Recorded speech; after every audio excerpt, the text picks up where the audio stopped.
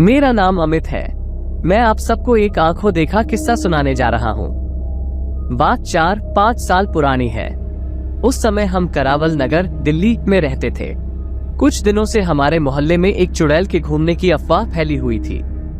कुछ लोगों का कहना था कि उन्होंने एक डरावनी औरत को रात के समय घूमते हुए देखा है।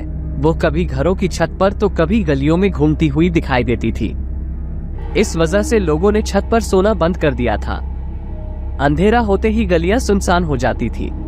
एक दिन मोहल्ले के लोगों ने मिलकर रात भर पहरा भी दिया, मगर कोई नहीं आया।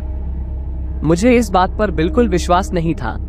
जो भी चुड़ैल की बातें करता था, मैं उसका मजाक उड़ाता था।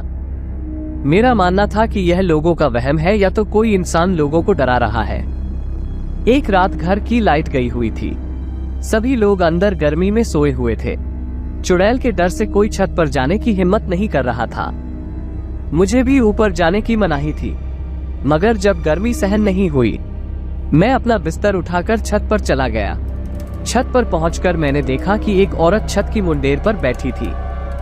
उसके हाथ में मांस का एक टुकड़ा था जिसे वो खा रही थी। उसका चेहरा दूसरी तरफ था, केवल उसके जानवरों जैसे हाथ दिखाई दे रहे थे। ये सब देखते ही मेरी हालत खराब हो गई। मैं अपना बिस्तर वहीं छोड़ नीचे भाग गया और दरवाजा अच्छी तरह बंद कर लिया। उस दिन से मुझे भी चुड़ैल वाली बात पर विश्वास हो गया। अगले कुछ दिनों तक चुड़ैल देखे जाने की घटनाएं होती रही, पर कुछ दिनों बाद चुड़ैल दिखना बंद हो गई। लोगों का डर भी खत्म होने लगा, मगर मैंने जो देखा उसे मैं कभी नहीं भूल सकता।